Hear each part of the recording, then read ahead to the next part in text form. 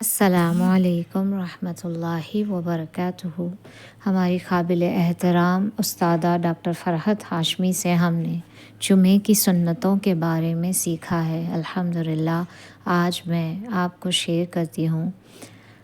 مسواک کرنا، غسل کرنا، شریعت کے حدود میں رہتے ہوئے زیب و زینت اختیار کرنا، خوشبو لگانا، مسجد میں داخل ہوتے ہی 2 رکعت نفل نماز ادا کرنا، جلد از جلد مسجد پہنچنا، پیدل جانا، خطیب امام کے قریب بیٹھنا، سورۃ الکہف کی تلاوت کرنا، کثرت سے درود ابراہیم پڑھنا، دوران خطبہ فضول باتیں اور فضول کام قطعاً نہ کرنا، یہ ساری جمعے کی سنتیں ہیں۔ جمعے کے دن درود ابراہیم کثرت سے پڑھنے سے چہرے کا نور منور ہوگا۔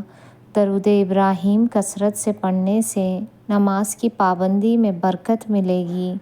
درود ابراہیم کثرت سے پڑھنے سے تلاوت قرآن کا شوق بڑھے گا۔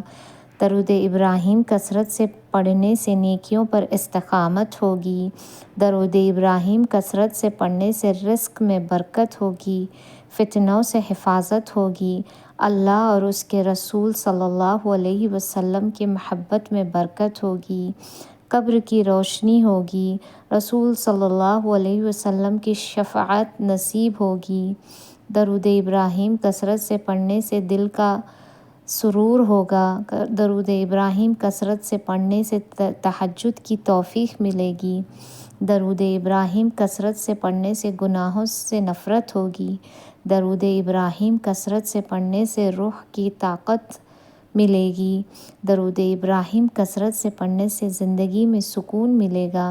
درود ابراہیم کثرت سے پڑھنے سے دعاؤں کی قبولیت ہوگی۔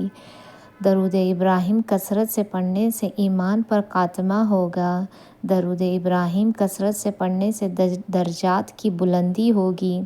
درود ابراہیم کثرت سے پڑھنے سے جنت میں آقا صلی اللہ علیہ وسلم کا قرب حاصل ہوگا۔ ماشاء اللہ، سبحان اللہ۔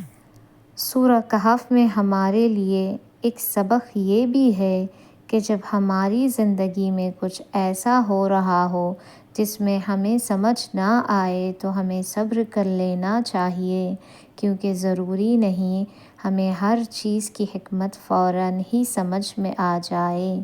کبھی کبھی یہ باتیں وقت کے ساتھ سمجھ میں آتی ہیں اور وقت ہی سارے راز کھول دیتا ہے۔ حضور صلی اللہ علیہ وسلم نے ارشاد فرمایا، جو شخص جمعے کے دن سورہ کہف کی تلاوت کرتا ہے تو جس جگہ وہ سورہ کہف کی تلاوت کرتا ہے وہاں سے لے کے مکۃ المکرمہ تک کے فاصلے تک نور ہی نور سے منور ہو جاتا ہے۔ رسول صلی اللہ علیہ وسلم نے ارشاد فرمایا، جو شخص جمعے کے دن سورہ کہف کی تلاوت کرتا ہے اس کے لیے دوسرے جمعے تک نور ہی نور چمکتا رہتا ہے۔ رسول صلی اللہ علیہ وسلم نے ارشاد فرمایا، جو شخص جمعے کے دن سورہ کہف کو ایسے ہی پڑھے جیسے وہ اتاری گئی ہے، یعنی تجوید کے ساتھ اچھے انداز میں، اور پھر وہ دجال کو پا لے تو دجال اس پر مسلط نہیں ہوگا۔ سبحان اللہ۔ رسول صلی اللہ علیہ وسلم نے ارشاد فرمایا، جو شخص سورہ کہف کی ابتدائی 10 آیت یاد کر لے گا وہ دجال کے فتنے سے بچا لیا جائے گا۔